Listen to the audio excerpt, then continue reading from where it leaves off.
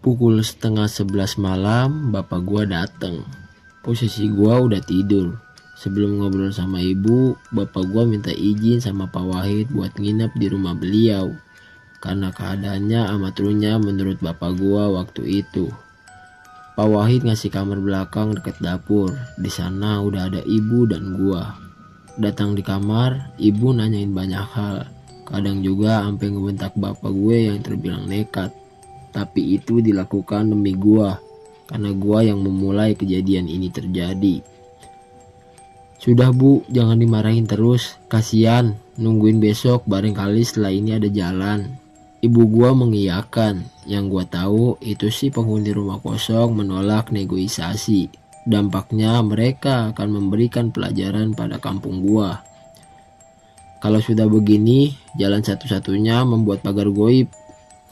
Tidak bahaya tah pak. Waktu itu buat pagar goib tapi malah Banaspati menyerang balik. Insya Allah aman, lihat besok saja.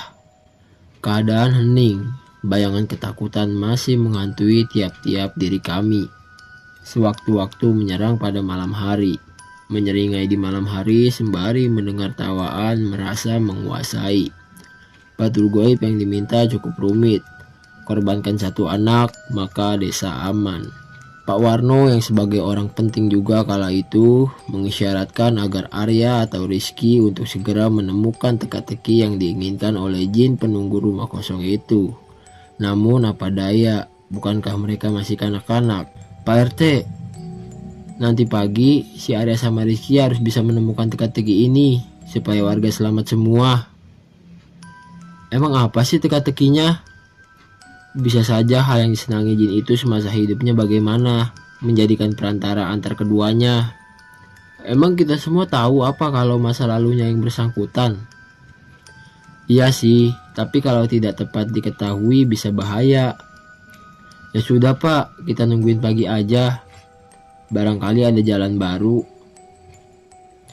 Pak Warno mengiyakan. Mereka saling bertukar pikiran untuk sama-sama menenteramkan desanya.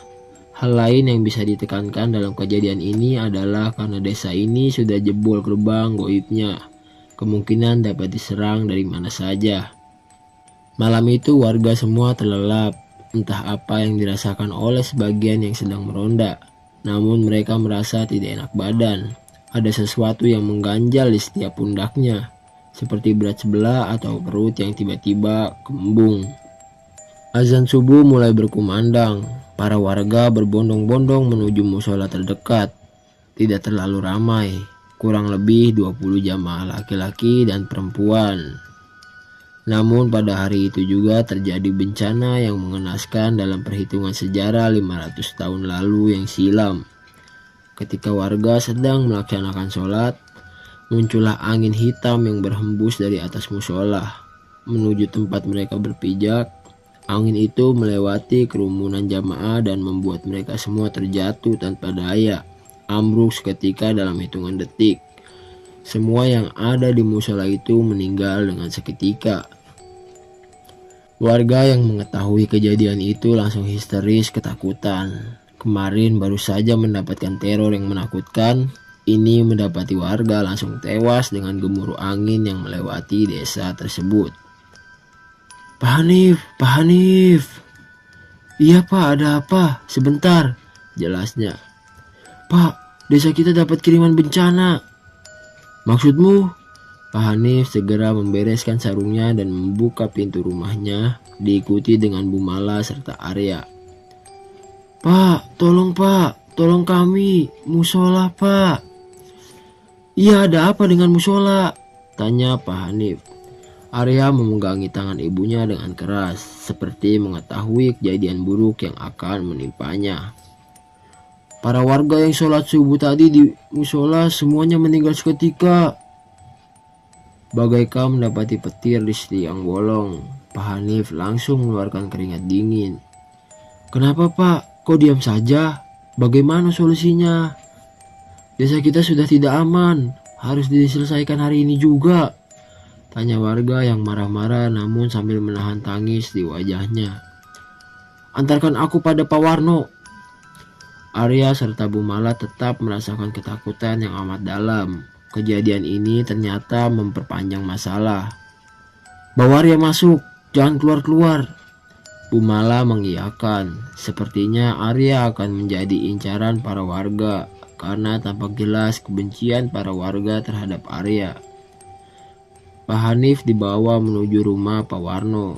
Untuk mendapatkan kejelasan hal ini, semua perangkat desa mencari ruang musyawarah terhadap warga dan mencari solusi yang tepat.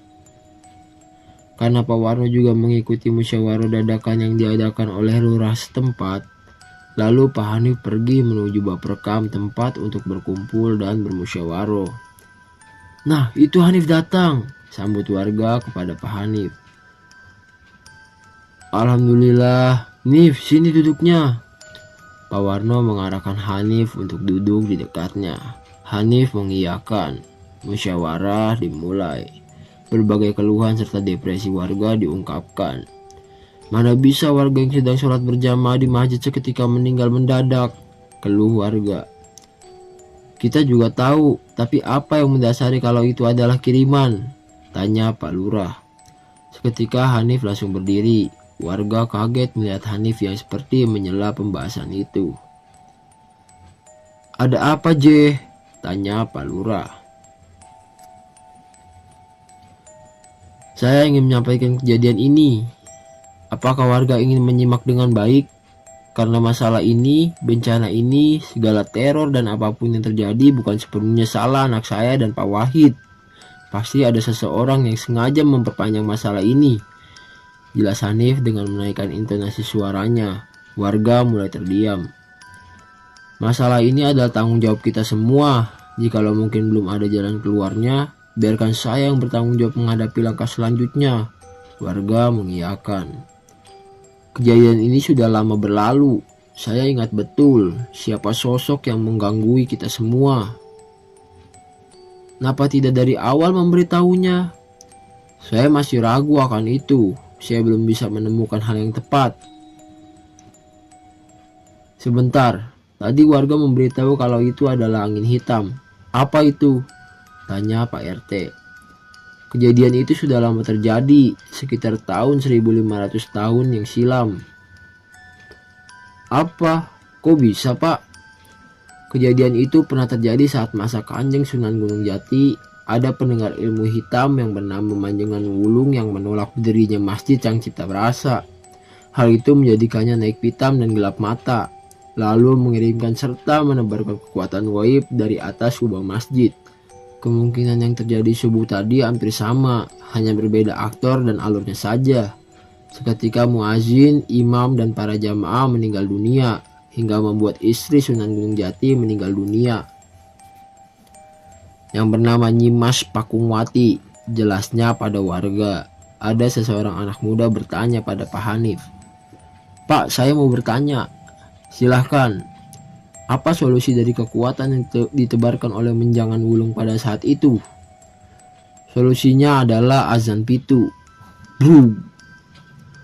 Tiba-tiba suara gemuruh angin makin kencang. Para warga diminta waspada akan kiriman ilmu hitam yang disinyalirkan lewat perantara angin.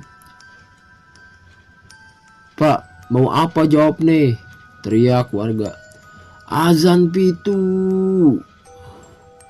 Saking kerasnya angin, para warga tak mampu mendengar. Jawaban yang dilontarkan Pak Hanif, Pak Lurah mengisyaratkan agar warga keluar dari Baprekam karena bangunannya akan runtuh.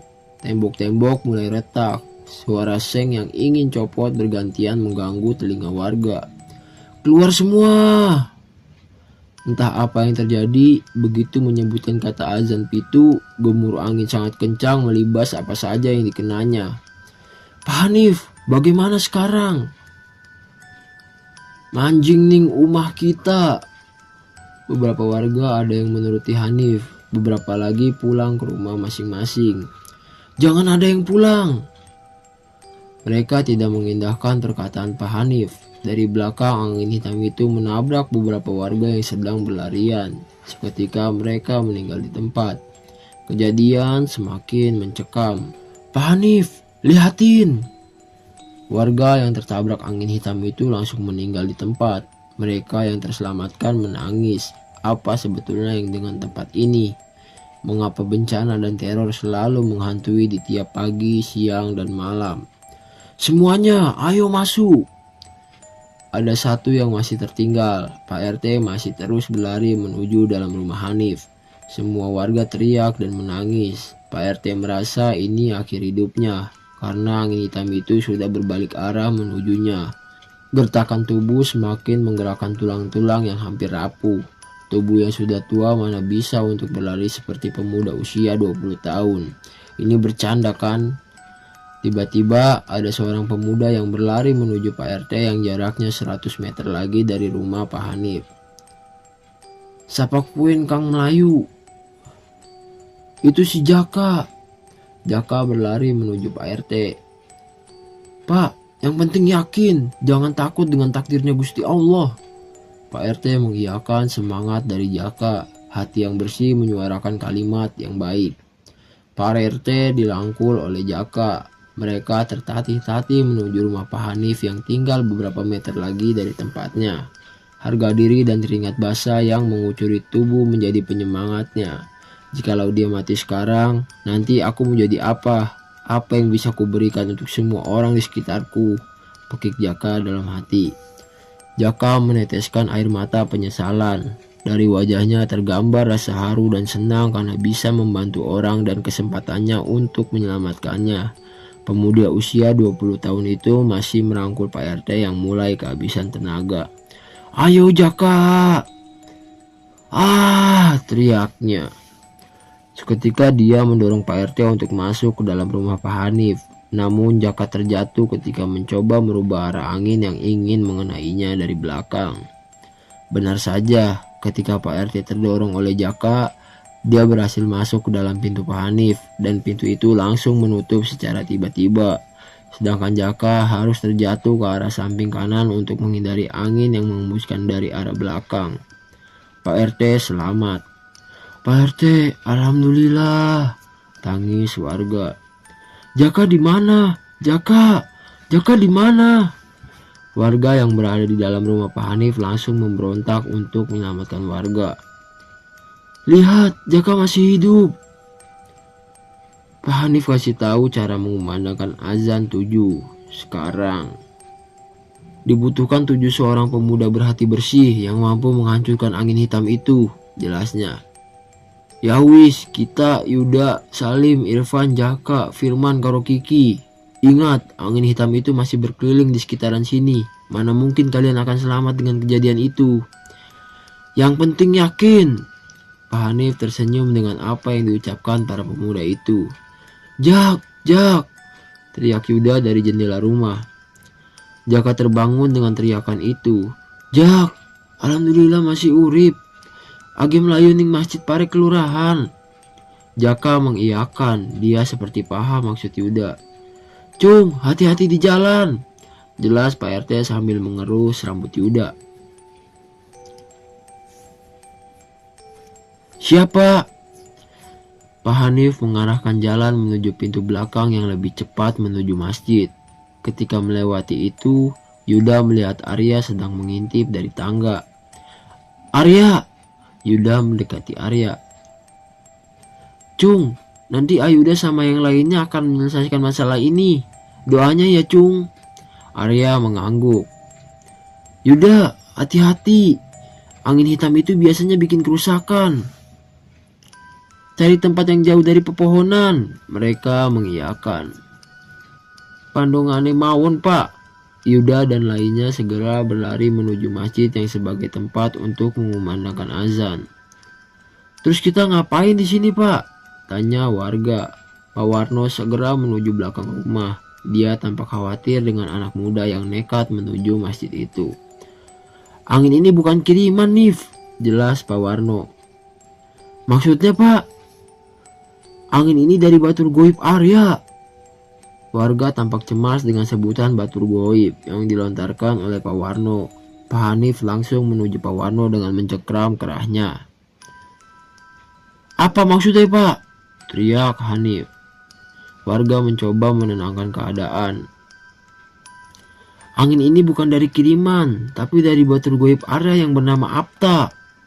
Warga segera mengerubungi Pak Warno dan Hanif yang tampak berubah suasana. "Terserah jika kamu tidak mempercayai ini, tapi ini masalah yang serius," jelas Pak Warno. Mereka masih saja berdebat dengan suasana yang masih mencekam. Gemuruh angin masih bertiup kencang, belum lagi 7 orang pemuda sedang menjalankan misi untuk mengumandangkan azan di masjid, yang jaraknya tidak bisa dikatakan dengan nyeleneh semata. "Begini saja, kita doakan dulu untuk mereka yang sedang menjalankan misi. Apapun penyebabnya akan diketahui dengan selesainya gemuruh angin ini," jelas Pak Lurah. Pak Hanif segera menarik kembali tangannya dari baju. "Pak Warno, ingat ya Pak Warno, sekali kau menyalahkan anakku, kau akan tahu akibatnya," ancam Pak Hanif. Pak Warno tersenyum karena wajar saja dia sangat mencintai Pak Arya.